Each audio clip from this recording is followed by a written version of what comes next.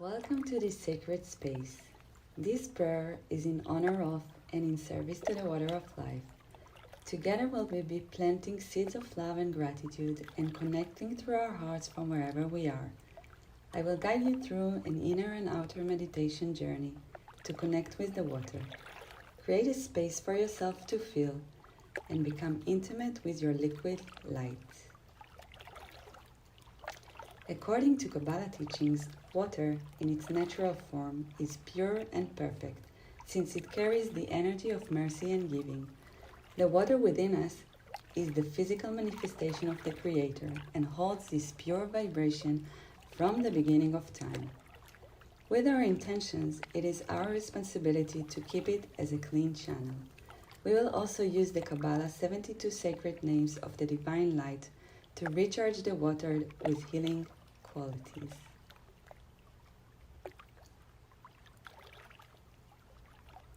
I invite you to find yourself in a quiet place where you can give thanks for your life and purpose, for being here.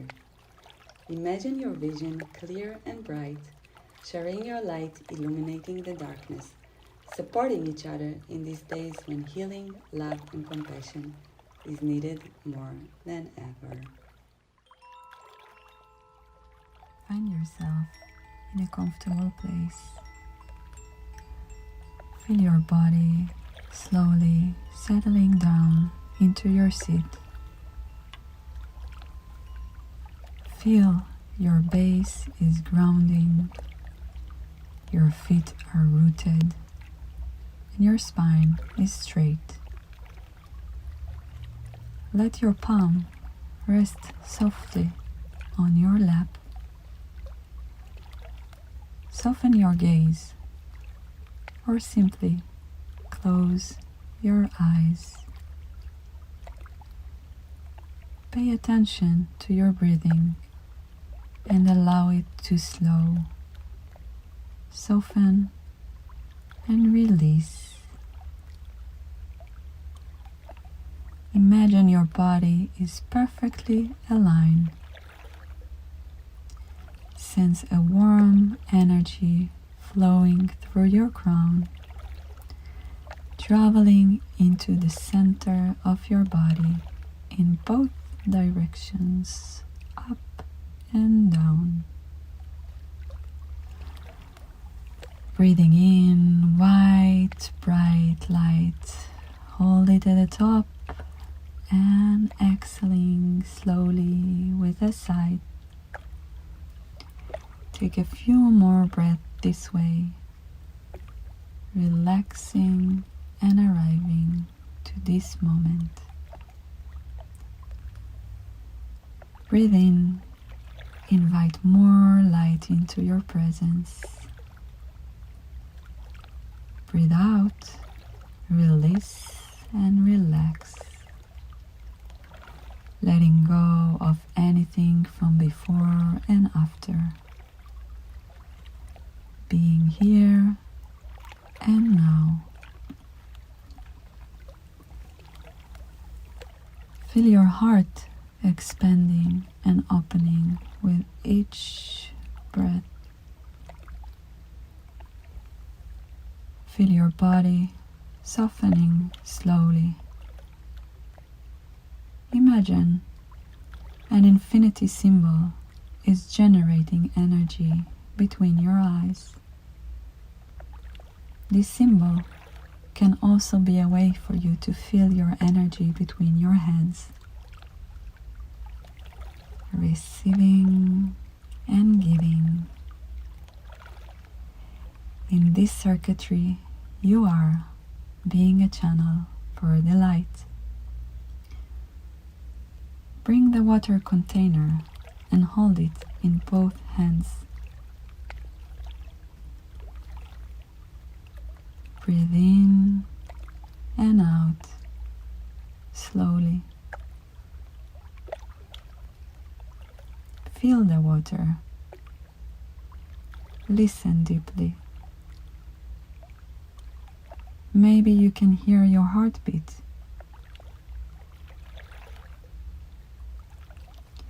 You are united in the cosmic water.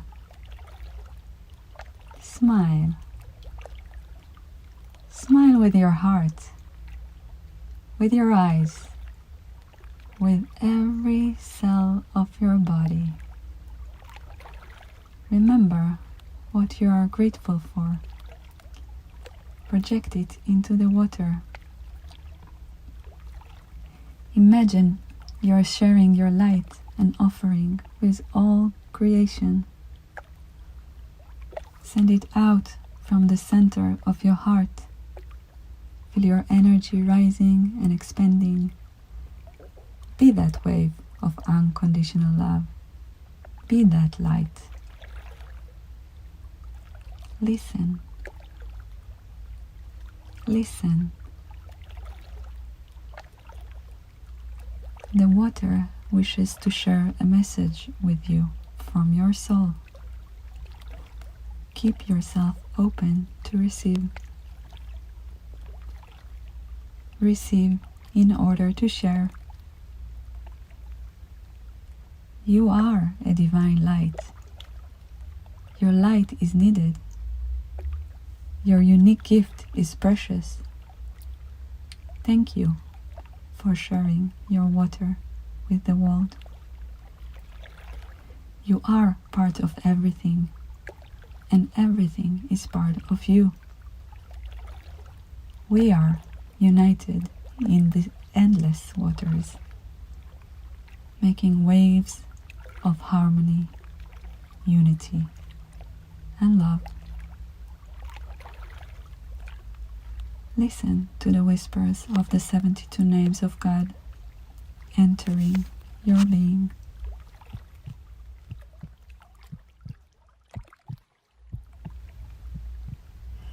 Vav Vav, Yud Lamed Yud, Samech Yud Tet, Ayin Lamed Mem, Mem Mei Shin, Lamed Lamed Hei, Aleph Kaf Aleph, Kaf Hei Taf, Hei Zayin Yud, Aleph Lamed Daled, Lamed Aleph Vav, Hei Hei Ayin, Yud Zayin Lamed, Mem Bet Hei, Hei Reish Yud, Hei Kuf Mem, Lamed Aleph Vav, Kaf Lamed Yud, Lamed Vav Vav, Pei Hei Lamed, Nun Lamed Chaf, Yud Yud Yud, Mem Lamed Hei, Chet Hei Vav, Nun Taf Hei, Hei Aleph Aleph, Yud Reish Taf, Shin Aleph Hei, Reish Yud Yud, Aleph Vav Mem, Lamed Kaf Bet, Vav Shin Reish, Yud Chet Vav, Lamed Hei Chet, Kaf Vav Kuf, Mem Nun Daled, Aleph Nun Yud, Chet Ayin Mem, Reish Hei Ayin, Yud Yud Zayin, Hei Hei Hei, Mem Yud Kaf, Vav Vav Lamed, Yud Lamed Hei, Samech Aleph Lamed, Ayin Reish Yud, Ayin Shin Lamed, Mem Yud Hei, Vav Hei Vav, Daled Nun Yud, Hei Chet Shin, Ayin Mem Mem, Nun Nun Aleph, Nun Yud Taf, Mem Bet Hei, Pei Vav Yud, Nun Mem Mem, Yud Yud Lamed, Hei Reish Chet, Mem Tzadik Reish, Vav Mem Bet, Yud Hei Hei, Ayin Nun Vav, Mem Chet Yud, Daled Mem Bet, Mem Nun Kuf, Aleph Yud Ayin, Chet Bet Vav, Reish Aleph Hei, Yud Bet Mem, Hei Yud Yud, Mem Vav Mem.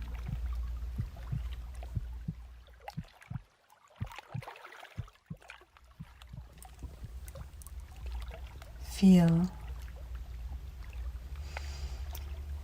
breathe,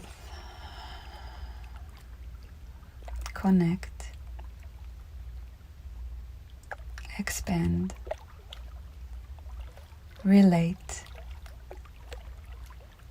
make space to forgive.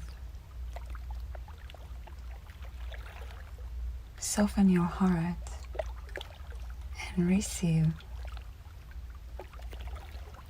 We are all intertwined in this ocean of consciousness, divine ocean of beings. May we all surf these waves in a graceful, balanced, healthy way. Blessings to everyone for your profound work. We are truly blessed to be alive. Amen. And so be it.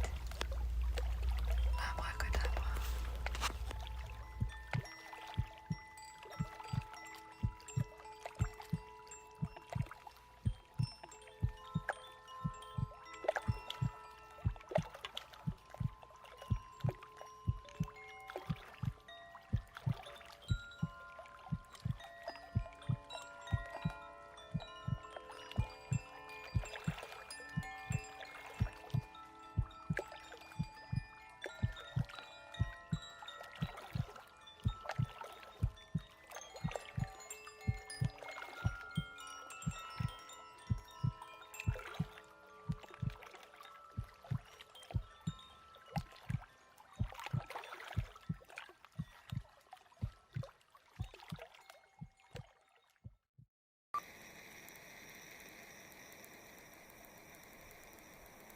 So welcome to everyone to this Arts and New Ecologies panel.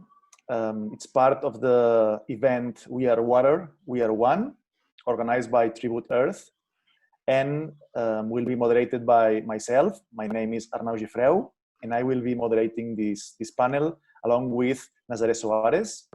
Welcome. Thank you very much, Arnau, and thank you, Tribute Earth, for inviting us to co-create this art panel with you, and then to bring through the messages of the water and enjoying the global prayer to the water. So we're very, very grateful and happy to be here. Thank you. So we select and propose these interesting artists and from different countries and different perspectives. But then we would like to present how these in the following works you will find exercises of mediation and translation of the messages of water. The water embodies the historical and it lies in the deepest subaquatic spaces. The importance of nurturing the water and creating an equal giving-taking relationship through gestures and singing, as water responds to the singing calls of the human heart, once it is in harmony, therefore interconnected to the environment.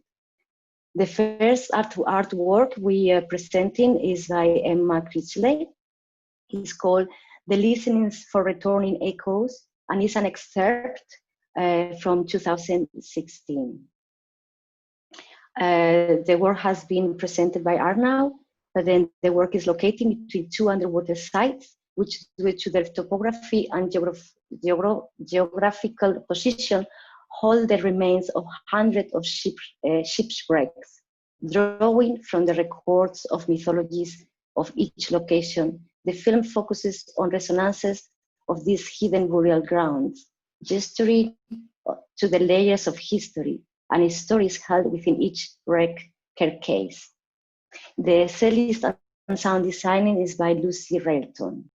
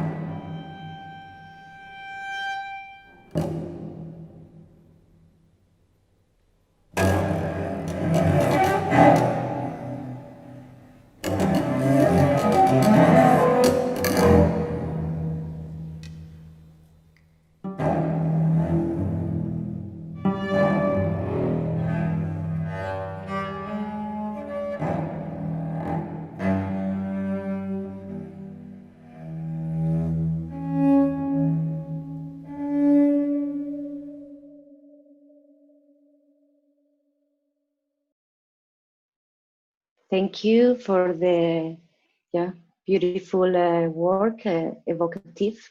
We're gonna go to present the performance by Jessica Ulevelsete.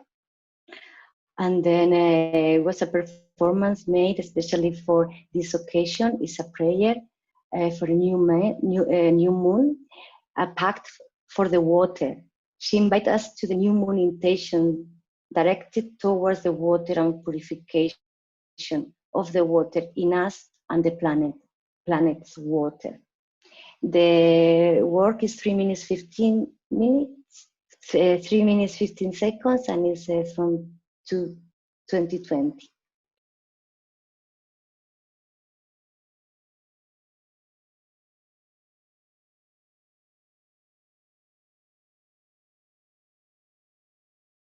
Venn, vann, venn, vann, venn, vann, venn, vann, venn, vann. Venn, vann,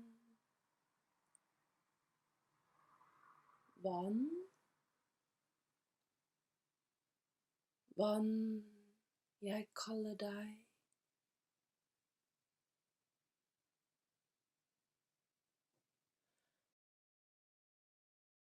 Venn, vann, hva vil det si?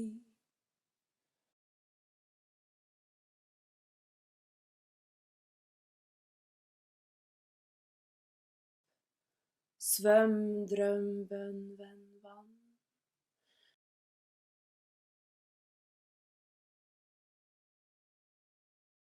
Stille vann, stille.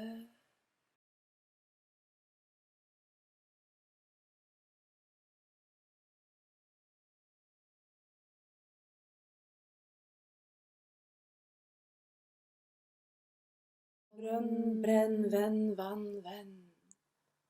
Brønn, vann, venn, brønn, brenn. Venn, vann, venn, vann.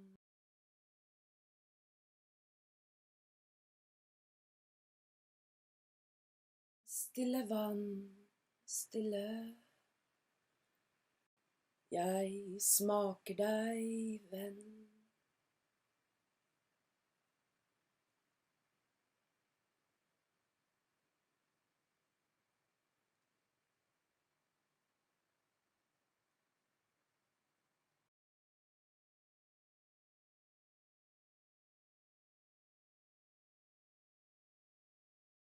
Venn, vann, venn, vann, venn, vann, venn, vann, venn, vann. Hva vil det si?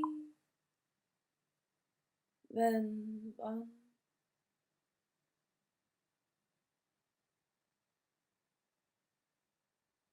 Kok vann.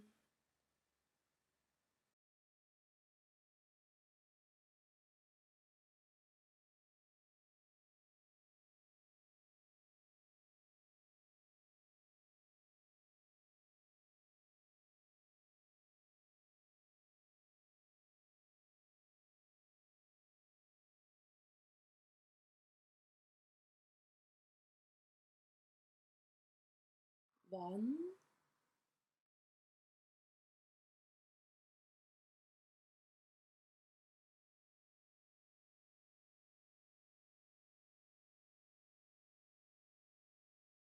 So now we will present Tara Eshet from Israel. She is presenting her work, Dive In, the outdoor performance number 10 from 2019. It's 4 minutes length. And she will present the work and say some words about that. So thank you and welcome. Thank you, Tal.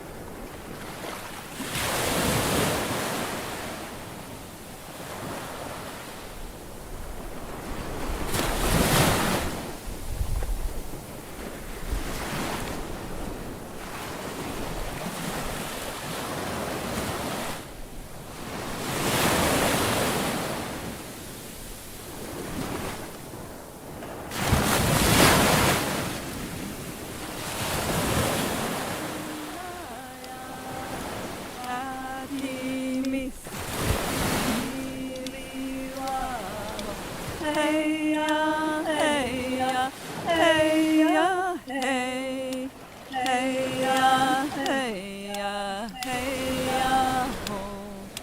Niri wabo endaya, ati miskwi niri wabo. Hey ya, hey ya, hey ya, hey, hey ya, hey ya, hey ya, ho.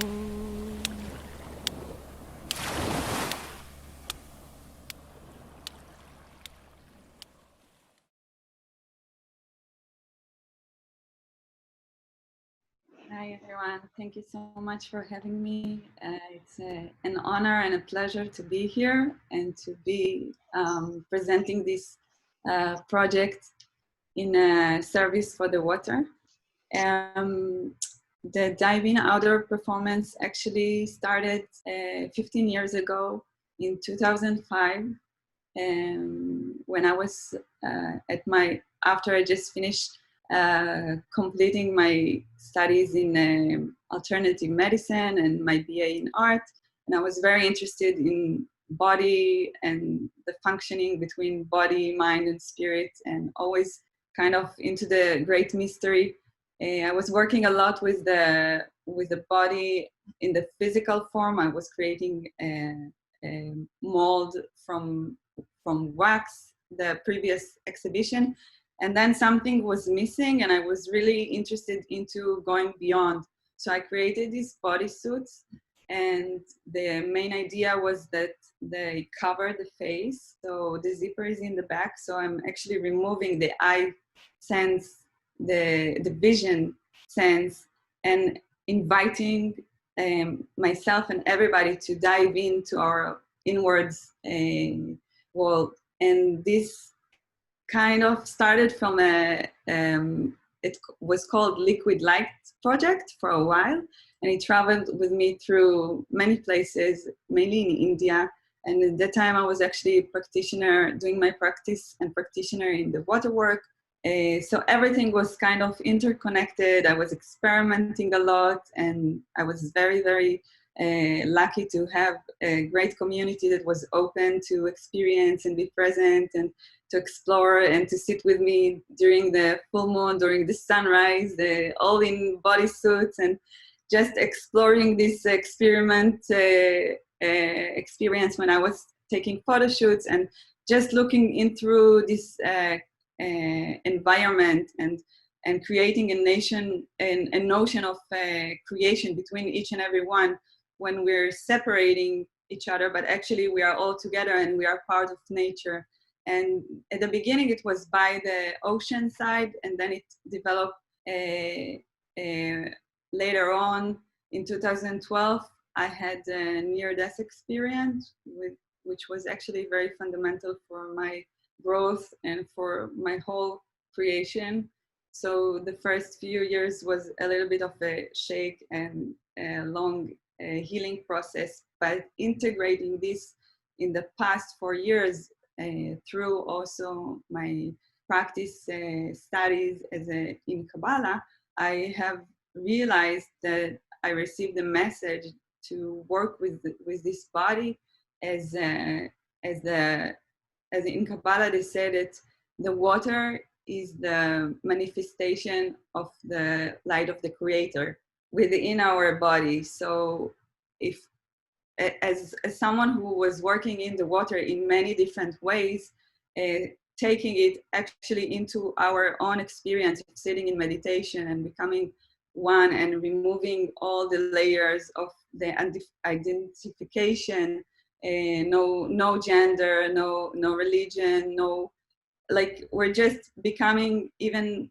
the second skin that in one sense put us into like a womb, feeling very protected, very safe, but also becoming like in a sense of that we are part of everything.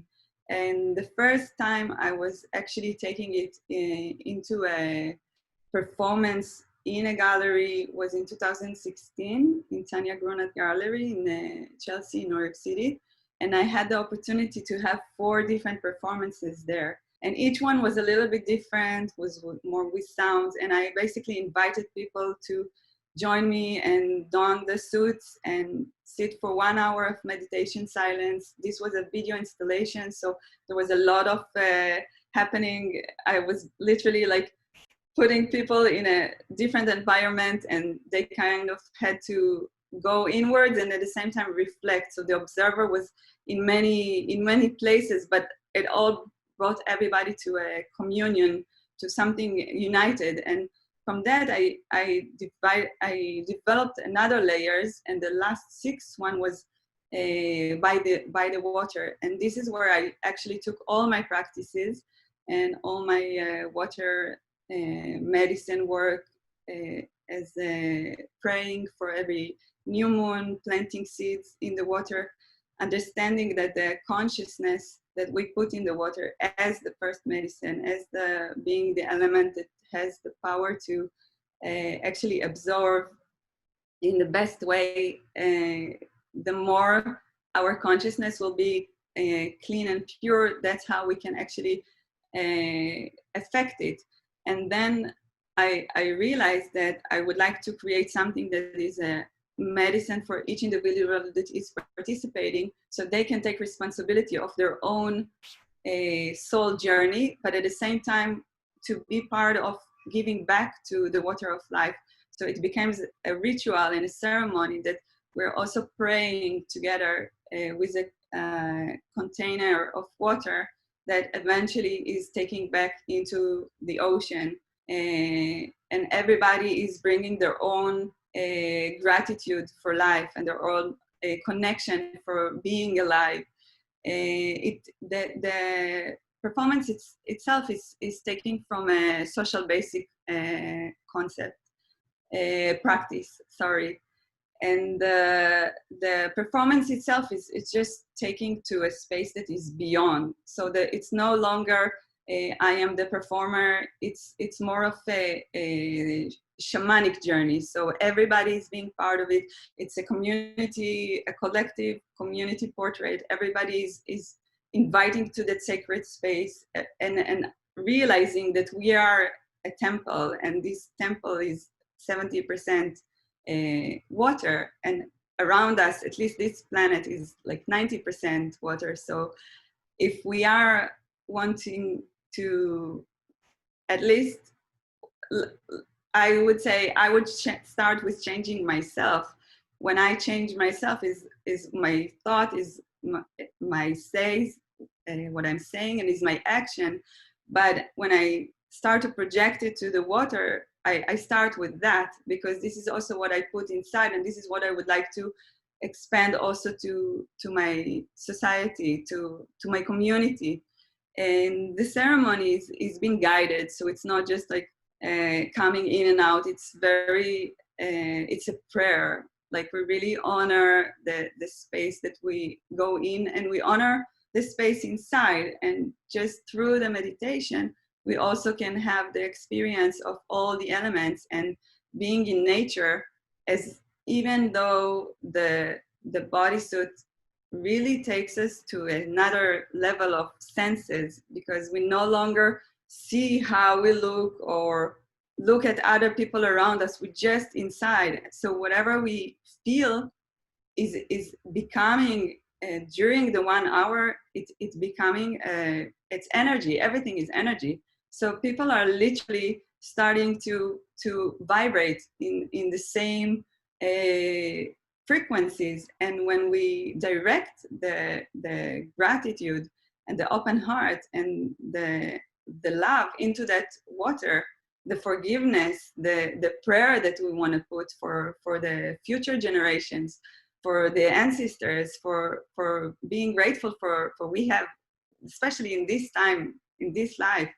So when we put this energy together and vibrate it together, it just extends. And I feel that every time we did it, it was just stronger and stronger and stronger. And somehow I was not aware, but I'm just realizing it lately, that number 10, I kind of made a decision to stop. I started working on this, evolving this project to a really wider range, but the 10 was very symbolic for me. Suddenly I realized it's like the 10 emanation, like in the tree of life. So there's 10 levels of light that we are receiving actually. So I realized that every time I was exposed to another level that I wanted to share with the audience, and the participation is also like you can choose whether you want to be embracing the bodysuit or not. And just to prepare myself to this prayer, I was meditating for 108 days, which is a very symbolic day, before I started the dive-in performance in the gallery.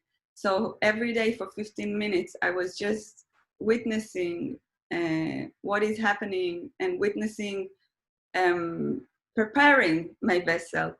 Another important detail is that I always did it in a very specific time, which is a portal, a special portal gateway in the planets, where we receive a certain energy. In the Hebrew calendar, it's called Purim, which actually we put mask in that day. It's like Halloween.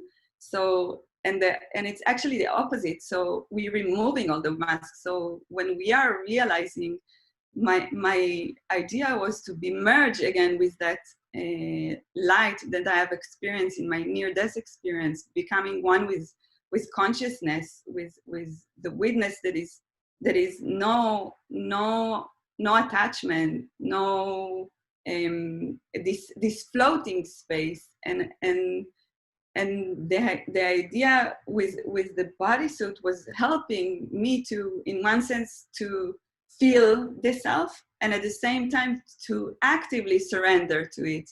So it's no longer something that in life that throw us out. It's more how it is just mindfully. So the water is very centered in the whole ceremony. So this is the intention, and the prayer is for each individual, for what they need to find balance. And us as a collective, when we're doing this act of bringing back to the water, we are bringing back in a balanced way to the universe. Another thing I wanted to say that is also becoming like a breathing body sculpture. So just like the water is flowing constantly and nothing is actually the same. So the fact that we are breathing, meaning that our soul is in our body and we're all the time expanding, and this is endless possibilities. And the more we connect to that sense of this breathing soul connection of the endless, we can achieve and be creator of anything, possibly to co-create with the light.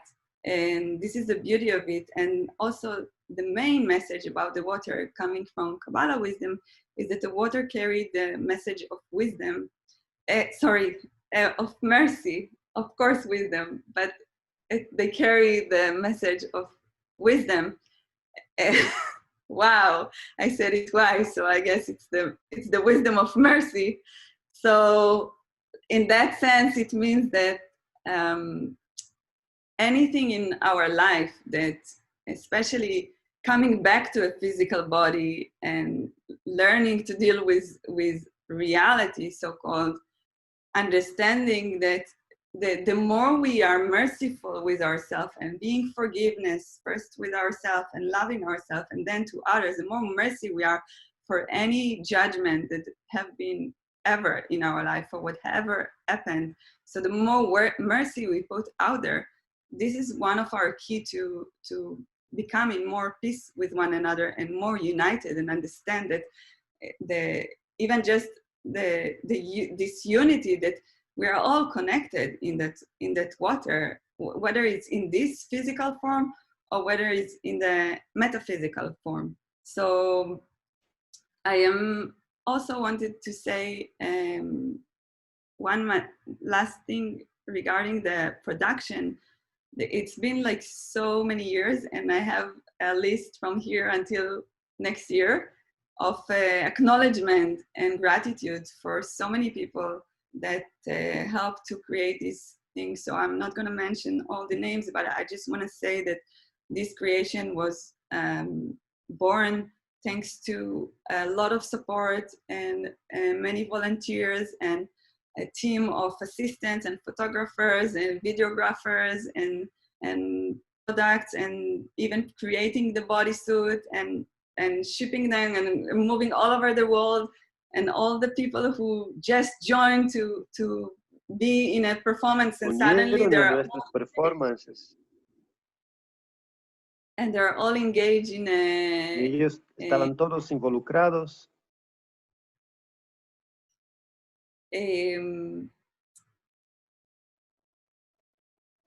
Yeah, sorry. Bueno, perdón. I got thrown a little bit. I just want to say thank you so much for allowing me to share the message of the water and the prayer. May the water support in a merciful journey for each and every one of us. Thank you.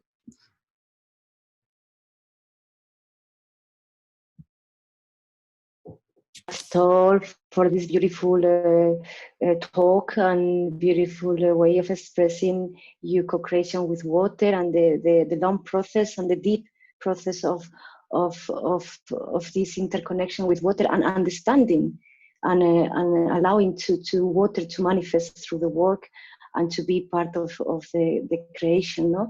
The creative tool. Thank you very much. It's been wonderful. And so we're gonna go to present our last guest. Let me see. Okay, well, first welcome Leonel Vasquez from Colombia. It's a pleasure to have you here, an honor to have you here. He's going to present Escuchar en Tiempos de Agua, Listening in Times of Water. It's a project presentation of 15 minutes, but he's gonna weave together 3 important projects that are part of his journey with this encounter with water through this creative tools. I will read the short description. This is a journey through the landscapes and times of water in Colombia, starting in the womb and the first aquatic listening in, through the lullaby songs and nurturing of the water and its extractivist pressures. The commitment of the artist and his work in the democratization of underwater listening is presented as a means of generating knowledge, sensitivity, and responsibility. Listening to seduce and recognize our closeness to other beings in water, and thus being able to show love and care from human life to the landscape. So please, thank you. Welcome, Leonel.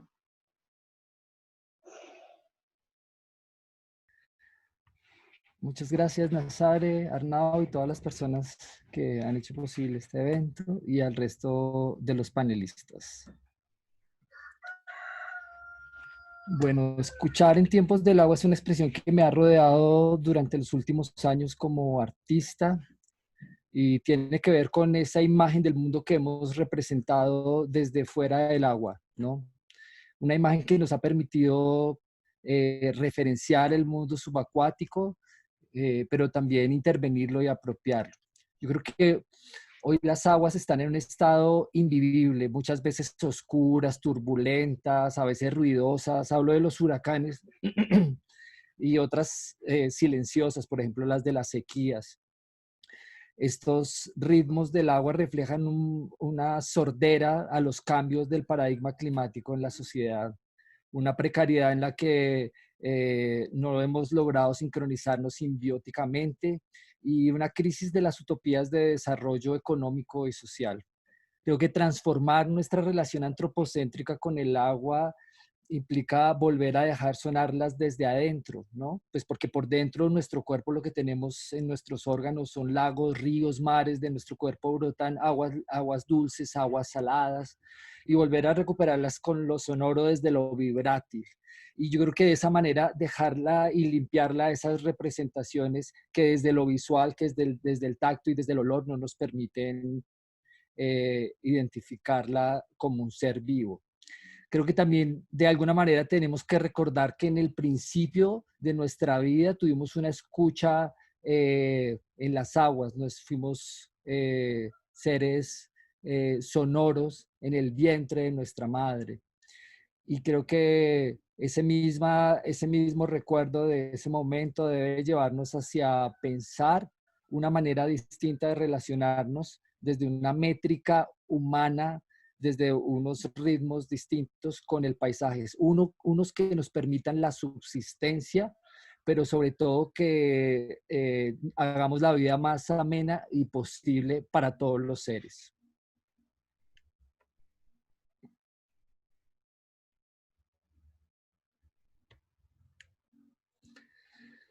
En las imágenes que estamos viendo corresponden a La Guajira, que queda en el norte de Colombia. Allí se caracteriza porque es una zona muy desértica y hay muy pocas lluvias. Las comunidades acceden al agua a través de los ríos subterráneos y también subsisten a partir de algunos ríos que están por la tierra, pero sobre todo por unos jagüeyes. Los jagüeyes son una especie de construcción de pozos que hacen las comunidades para acumular las aguas lluvias durante los inviernos y abastecerse con ellas en las épocas de sequía. El asunto es que en los últimos años, pues como la subsistencia de la población se ha puesto en riesgo porque ha habido largas temporadas de sequía, pero pues pensaríamos por producto del cambio climático, pero también por alteraciones del paisaje por fuentes antropogénicas. Por ejemplo, este río que está seco fue un río que una empresa, el Cerrejón, la mina más grande de cielo abierto, esta que estamos viendo acá, pues movió y lo secó. Ha desviado varios ríos para generar este proceso de crecimiento y ha puesto con ello la subsistencia de las comunidades en crisis. Ahora la mayoría de estas aguas uno las ve en el fondo de la mina. Yo creo que el mensaje detrás de esta tragedia es que el agua no se crea ni desaparece, solamente fluye y se transforma, y eso hace parte de su ciclo evolutivo. Los que estamos en peligro como especie somos nosotros.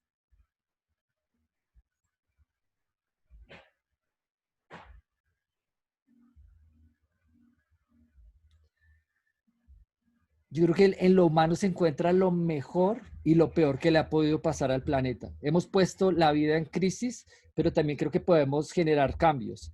Y esta expresión que vemos acá en estos videos son una de esas maneras en las que podemos responder. Para las comunidades indígenas de esa parte del país, el cantar es un acto de criar, y el paisaje se deja criar como se dejan criar los humanos. Inclusive se cree que las aguas y las distintas formas de vida tienen una manera muy humana de ser comprendida.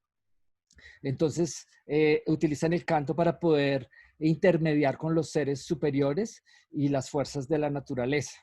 Y tratarlo como una persona. Entonces creo que en estos tiempos, cuando pues no hay lluvias, pues las comunidades se preparan, cavan los jagüeyes, grandes jagüeyes, y comienzan los rituales y los llamados de los cantos que llaman hayechis. Le cantan a Juya, que es el dios de las aguas, y pues como para que se manifieste en forma de lluvia, y hasta el momento les ha funcionado.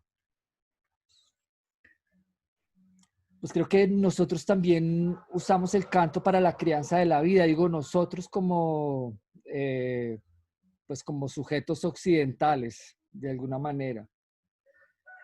Y claro, cuando los niños son presa del caos en las noches y la incertidumbre, pues les cantamos canciones de arrullo. Entonces pensé en construir un espacio que reuniera esas dos situaciones. Es decir, una que se deje arrullar, una para que se pueda arrullar el humano con los sonidos del agua y a la vez se le pueda arrullar el agua. Entonces, pues este es el proyecto Cuna de los Ríos. Esta es una arquitectura flotante, una especie de auditorio de aguas sobre las aguas, y en ella busco crear un lugar de encuentro entre los humanos y los ríos, y funciona como una especie de membrana protectora, resonante, amplifica los sonidos dentro del río y los llamados del agua de algunas comunidades indígenas y cantos de arrullo que he venido grabando los últimos años. Los visitantes allí pueden sentarse, meditar, dormir, dejarse consentir por los cantos y los sonidos del agua. Auscultar un territorio de alumbramientos en Nuquí, pues fue inspirado de este proyecto Cuna de los Ríos, y pensaba mucho en el canto como esa forma de intermediar. Me interesé por la escucha del mar Pacífico colombiano y el hermoso espectáculo de las ballenas jorobadas y las prácticas ancestrales de crianza de los humanos por parte de las comunidades locales. Nuquí, el lugar donde desarrollé el proyecto, queda en la costa pacífica colombiana, al norte. Pues es una población que está separada por... Es una población que está separada por... está entre el agua y la selva. Su mayoría de habitantes corresponde a comunidades indígenas y afro, y este lugar ha sido un poco ausente de todos los focos de desarrollo económico por parte del Estado. Sin embargo, en los últimos años, justo en este lugar, ahí donde estamos viendo, donde se juntan las aguas, donde besan las aguas del río, el mar, se empieza a construir este puerto de aguas profundas, el gran puerto de Tribugá. Un puerto que pues las comunidades en gran parte consideran que es dañino para como para su subsistencia. Ese sería como un aspecto. El otro aspecto es que en el año 2014 el gobierno nacional le apostó a la exploración offshore, y de esa manera reabrió una cantidad de bloques de exploración en el Pacífico colombiano. Es un proyecto que hoy en día está avanzando y que ya hay hallazgos en varios bloques de exploración. Para eso es necesario precisar que los trabajos llevan consigo operaciones que producen intensos ruidos submarinos, pruebas sísmicas, instalaciones de tuberías, construcción de plataformas, perforación constante del suelo submarino. En la sísmica se utilizan estas pistolas de aire, estos sistemas Array, que producen un sonido increíblemente fuerte sobre las estructuras de las placas terrestres para, como a manera de ecolocación, recibir información y saber dónde perforar. Eso lo hacen en intervalos de 10 segundos, 133 por 1 kilómetro cuadrado. Entonces es una especie de escáner ruidoso sonoro, pues que está de alguna manera afectando la vida de los cetáceos. La vida de las ballenas yubarta, que son las ballenas que viajan y recorren todo el Pacífico y vienen a parearse, pues están siendo sometidas a intensidades y a frecuencias que alteran la vida, ¿no? Se habla desde la ciencia que puede haber reducción de la sensibilidad auditiva, daños temporales, varamientos, interrupción de conductas, etc. Entonces, bueno, pues yo me inspiré en dos situaciones especialmente para el desarrollo de este proyecto. Denme un segundo. Ya. Año tras año, cientos de ballenas yubarta viajan desde la Patagonia a alumbrar sus crías en estas aguas, en una especie de danza y cantos de cortejo y de crianza. Y nos preguntábamos, o se pregunta la gente, pero ¿por qué razón llegan a estas aguas? Y la respuesta la recibí el año pasado por parte de una científica, una bióloga, y es que a partir de un sistema de acústica pasiva demostró que esta parte del Océano Pacífico es pristina. Si alguien quiere viajar 20 años atrás y escuchar cómo sonaba silenciosamente los mares, tiene que ir a Nuquí. Lo cual nos muestra que lo que están buscando las ballenas es un lugar de paz, un lugar de tranquilidad. Y ahí mismo, en ese mismo lugar, en Nuquí, pues hay unas prácticas comunitarias ancestrales para recibir a los bebés. A eso se les llama partería y usan hierbas, cantos y la escucha prenatal con unos estetoscopios de madera para ayudar al bebé a comunicarse con su mamá y conocer el estado de salud. Ese acto de escucha que estamos viendo ahí lo que demuestra es que el bebé suena y sus sonidos son la expresión de la vida y que uno puede interpretar esos sonidos y saber cómo está su vida, que el cuerpo es sonoro y resuena, porque suena en el bebé, suena en la mamá y suena en la partera. Que hay un mundo que suena más allá de los alcances del oído, o sea, que no todo llega por la mirada, que la mirada nos ha cegado de la posibilidad de entrar en una relación distinta con las aguas.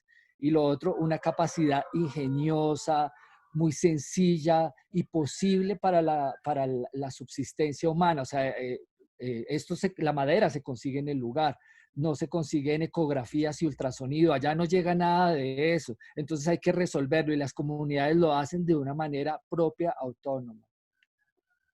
Entonces yo me preguntaba, ¿qué pasa si ese modelo de amor y cuidado hacia la vida de los humanos se proyecta hacia el territorio? Si nos volvemos parteras y parteros de las ballenas y demás seres del Pacífico, si extendemos nuestros oídos e interpretamos los sonidos como señales vitales para tomar decisiones. Y pues eso lo respondí a través del ejercicio que desarrollé durante una serie de visitas, recorridos, laboratorios, grabaciones y demás. Lo primero, teníamos que reconocer la situación problemática, todo el tema del ruido oceánico, que las comunidades pudieran escucharlo porque ellos no tienen acceso a las tecnologías y sobre todo también teníamos que ver cuáles son esas potencias culturales ancestrales para el cuidado de la vida, esa arqueología de los medios de la subsistencia y ponerla también sobre ese escenario de exploración. Luego teníamos que generar también capacidades en un laboratorio de experimentación en relación a cómo se traduce el sonido bajo las aguas y que ellos de manera autónoma lo pudieran hacer como una especie de intercambios de conocimientos y de lo que yo llamé dentro del proyecto la democratización de la escucha subacuática, porque allá en ese lugar van muchos biólogos, hay mucha sistemas acústicos, pero nada de eso tiene que ver con las comunidades no saben a qué suenan los mares, es muy bonito ver a un pescador cuando escucha por primera vez una ballena y reconoce allí un potencial. Y por otro lado, como que al final lo que teníamos que hacer era compartir toda esta experiencia con la gente de allá, con los otros que no participaron, en un escenario de que el arte nos permitiera como generar esos espacios de encuentro, pero también con la gente de afuera, llevándolo a través de espacios como este o a través de la radio, a través de exposiciones y demás, que la gente se entere qué es lo que hay, porque es que si uno no sabe qué es lo que hay, ni cómo suena, pues uno no lo cuida, uno no quiere lo que no sabe que existe, ¿no? Dentro de estos recorridos me encontré con pues con todo el tema de la partería y había una práctica súper bonita y era que las mujeres obligaban a los bebés, es decir, 2 días después de haber nacido el bebé, cogen pedazos de plantas o pieles de animales y se las ponen al bebé en el ombligo para sellar esa relación vital, para estrechar el vínculo con el territorio, los animales y las plantas, como una especie de poder místico y mágico que va a hacer que las personas entiendan mejor la naturaleza y a la vez se dejen hablar por ella y sean mejores cazadores, mejores pescadores y pues sufran menos, ¿no? Y por otro lado, pues también todo el tema de la práctica de la carpintería de Rivera, práctica que es milenaria y que pues ellos viven en medio de agua. Si uno no sabe hacer su bote, si uno no sabe navegar las aguas, pues no puede subsistir en el lugar. Por lo tanto, todos tienen acceso a los árboles y tienen acceso a estas prácticas y construyen desde muy pequeños sus embarcaciones. Sin embargo, esta práctica se está perdiendo hoy en día por todo el tema de la fibra de vidrio y por todo el tema de la instrumentalización de los servicios y demás. La gente ya está pagando lanchas para que los transporten y pues para que puedan viajar por el territorio. Entonces aquí tenemos algunas imágenes de este espacio de democratización de la escucha subacuática. Nos reunimos con un grupo de parteras y líderes de la región y compartimos esos conocimientos. Salimos a la escucha del Golfo de Triuga, aprovechamos la temporada de ballenas para realizar grabaciones de los sonidos bajo el agua con unos micrófonos especiales que se les llama hidrófonos, ¿no? Estos que están en la pantalla son los que hicimos con ella. Les enseñé a hacer este dispositivo que está todavía en proceso, pero funciona. Y aquí estábamos probándolos, estamos haciendo las salidas de escucha. Y bueno, pues esto es lo que suena, a ver, un día cualquiera, en la temporada de ballenas.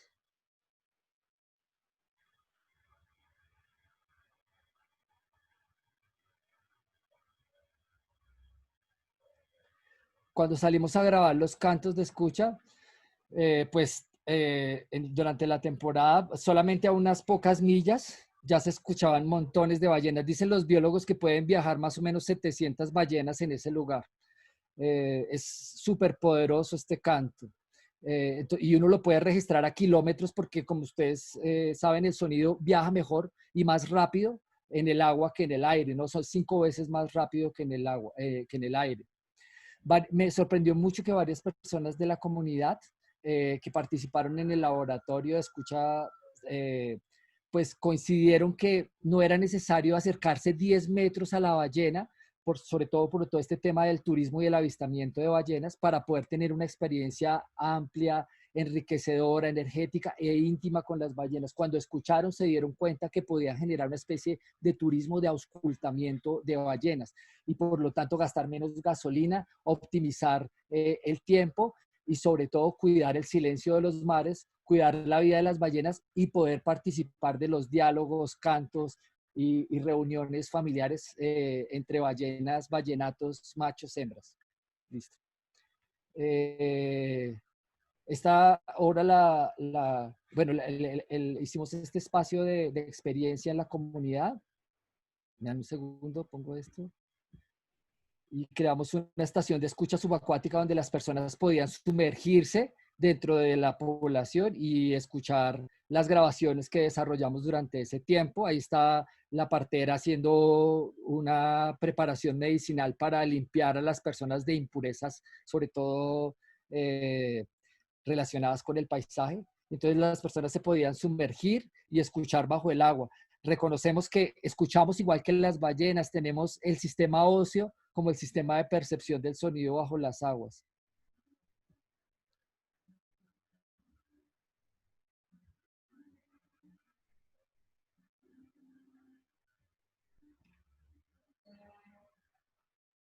Me queda una diapositiva y termino.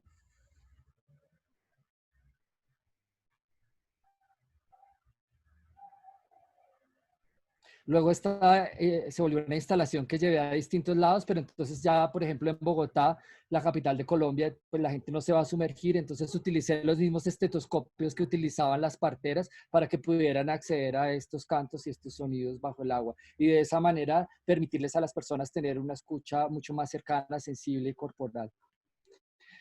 Pues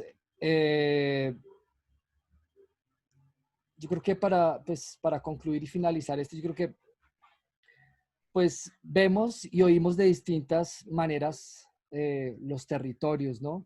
Como que los ingenieros y los proyectos hidroeléctricos, extractivistas y las ciencias biológicas, las comunidades, todos los que viven en este mismo lugar, pues ve de distintas maneras el territorio. Yo me pregunto qué pasa si todos por lo menos coincidimos en una sola cosa, y es que por sobre todo vamos a cuidar la vida, que si esa misma capacidad ingeniosa de los conocimientos y los medios, los recursos que utilizamos para instrumentalizar, explotar el paisaje, los podemos usar para cuidar la vida. Antes lo pensábamos así, ¿por qué ahora no volvemos a hacerlo? Se podría pensar en una especie de economía en base a la rentabilidad filantrópica, biofílica y mantener una condición renovable de la vida. Y por último, que pues uno no cuida ni valora lo que no conoce, entonces escuchar bajo el agua nos permite tomar decisiones sobre la salud de los mares y esto es un asunto de todos, por lo tanto debemos democratizar la escucha subacuática.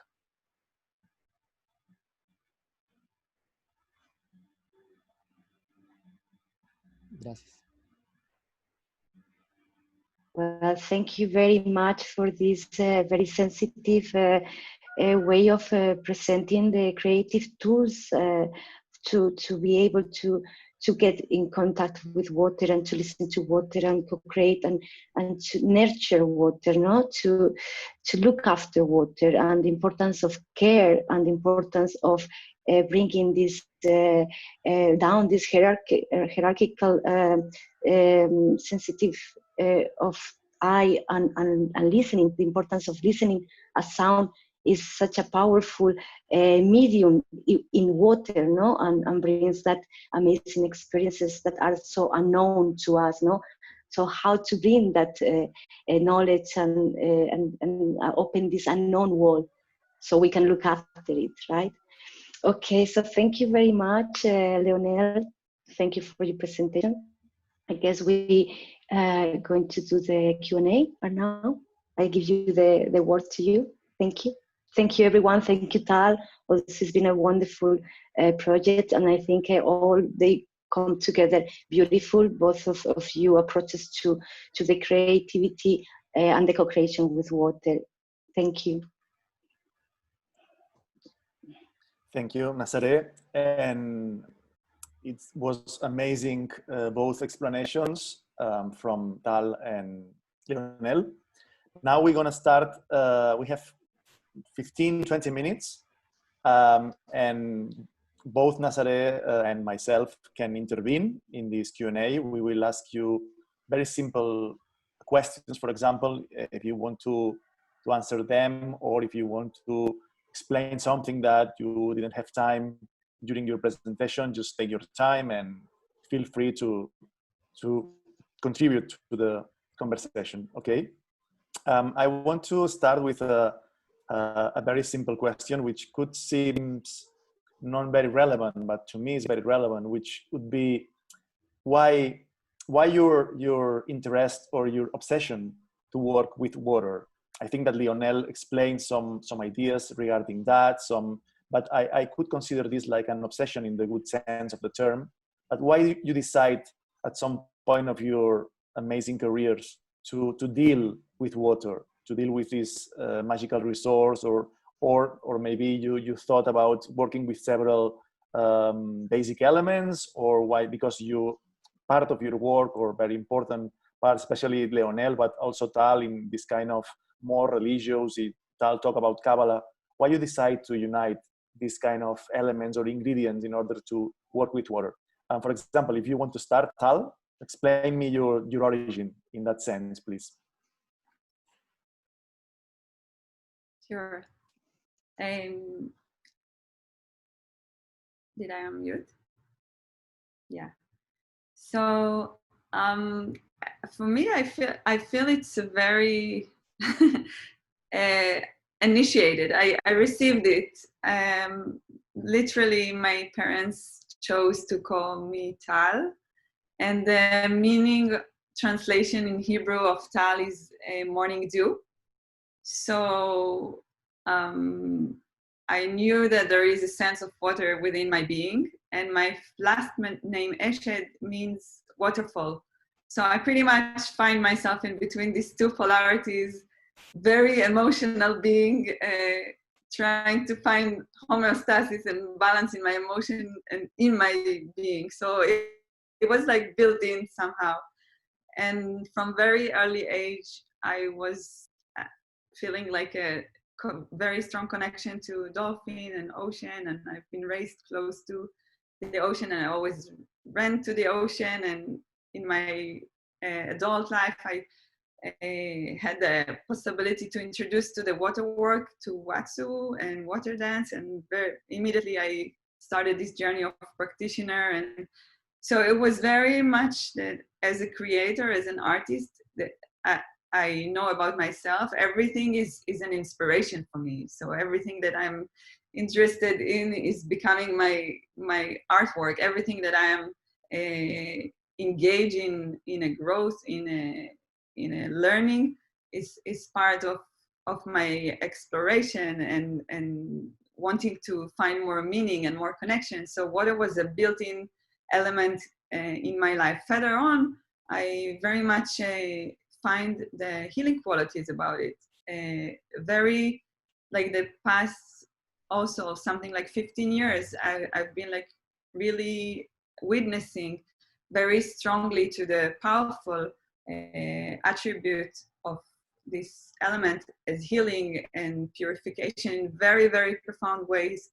So it just became as just wanted to really explore it deeper and deeper. And through the study of Kabbalah, I came into like another level of understanding from the Kabbalah drinking water, and from the, if you're talking about rituals, there is one of the most powerful ritual that I can say about my experience for cleansing and healing, which called mikveh. And this is in a very specific amount of water. It doesn't necessarily need to be in a place that's called mikveh. I do it personally in the ocean. There is a specific prayer which is held by the idea of the 22 letters of the Hebrew letters, which contains, they're basically the ground build of the universe according to Kabbalah, and with the planet. So there's a lot of powers, metaphysical powers within those letters. So when you are using those letters and embracing in water, that actually you're embracing yourself completely, and you go through those 10 layers that I explained before of the tree of life, you can gain this purification of the divine light, which I find very interesting, that we both in our work searching for this silence listening, and for this very, very soul listening of this quietness. And for my experience, in my near-death experience, when I reached that empty space, which it seems like there is no sound, but there is a sound of silence. I cannot explain it in Hebrew even. I cannot put it in any words, but there is a harmonious frequency of sound, I can't. But the sense of it is it's a whole experience. So to your question, I guess I was born into it, and I was drawn into it, and I'm fascinated by it, and I still till this day I'm having a water, the native song Nibi Wabu, which you saw in the video, to the ocean. I was just walking by the ocean every day for 40 days, and the beautiful skies and ancestors for a week. It didn't stop raining until the day of the performance, and everybody wants to cancel, including my professional team. And I was like, I am going to be there. You guys gonna bring the water equipment, and I'm gonna be there alone, but you're coming. And eventually we had like a double rainbow, which was a huge affirmation that the more you connect with nature from within, and really, really listen, and put this sensitivity and trust that the wisdom of the water within us is communicating with us at all time. We just need to listen, and we need to be open to ask, and also open to receive, and to find what is the noise and what is coming from the soul. And when the water is clean and pure, the sounds are beautiful. And this is actually also the message to work with the water. And I find a lot of like parallel connections between our work in some way. Thank you for your answer. Leonel, you have something to say with your relationship with water, which in the case of Tal is like extended and very powerful. I suppose that you are in the same scenario. Yo vivo cerca a una montaña en la parte alta de un páramo, que es un ecosistema único. Allí el agua brota constantemente de la tierra y por allí bajan más o menos 2 o 3 ríos que rápidamente se encuentran en un embalse, una represa que fue construida para una hidroeléctrica, y luego con el río Bogotá, que es el río más contaminado de Colombia. No pasa una hora de recorrido entre esta parte tan pura y luego a encontrarse como con esta otra situación. Eh, Me pregunto cómo están conectados los ríos, cómo se conectan por dentro de las aguas, dentro de mi cuerpo las aguas, pero cómo se conectan en el paisaje también, y qué relación tienen las montañas con los mares, cómo todo está en un ciclo evolutivo de transformación y yo cómo estoy allí dentro de este ciclo. Creo que esa ha sido la motivación principal para desarrollar esta serie de proyectos. Eh, y como respuesta encuentro algo maravilloso, y es que pues me he logrado apaciguar mi mente, apaciguar mi cuerpo, encantarme por los sonidos de las aguas y encantarme con sus paisajes. De alguna manera esto lo que nos muestra es que pues tenemos una relación originaria con ellas que nos pone en una especie de fluir y en una especie de sentir muy distinto, y que quizás en el momento en el que nos volvimos demasiado visuales, demasiado racionales, empezamos a perder esa conexión, esa manera de vincularse con esos cuerpos del agua.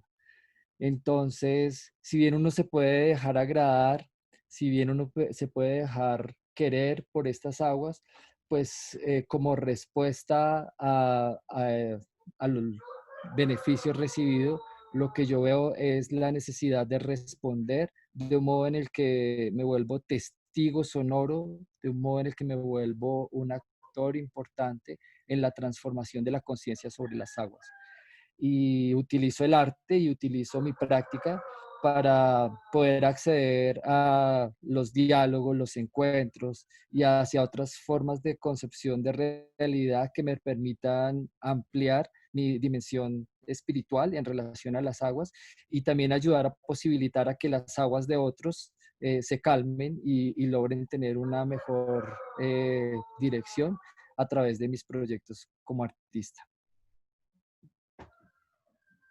Muchas gracias, Leonel. Thank you very much, Tal. Very meaningful answers and deep reflections onto the question.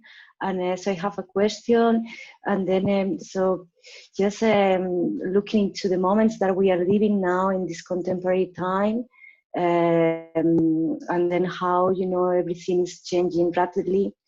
I would like to know what is the meaning of transmitting the message or what you have received from the water through the creative process.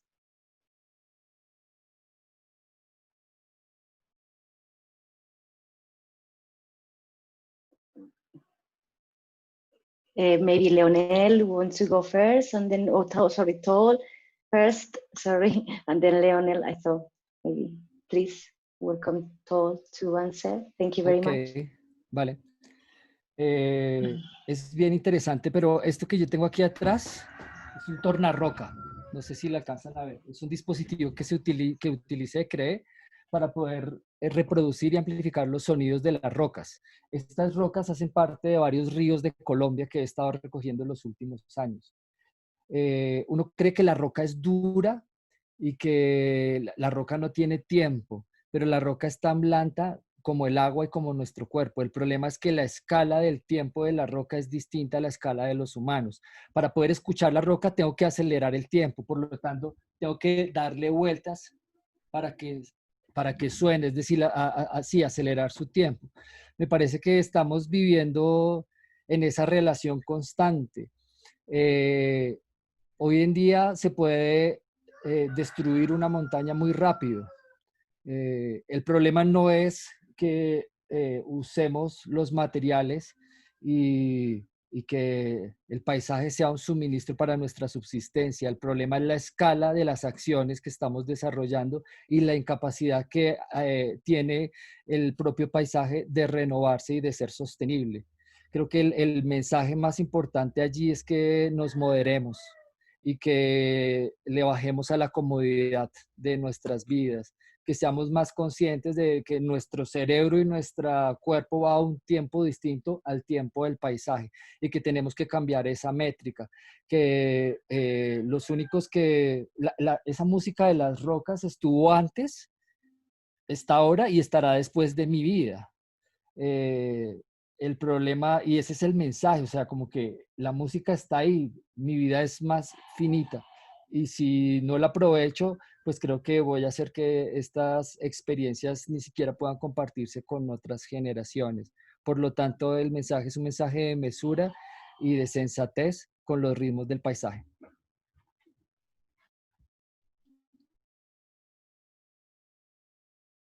Tal, please, you can answer. Thank you very much. Yes. For me, it's again sharing about our body as a vessel for the light.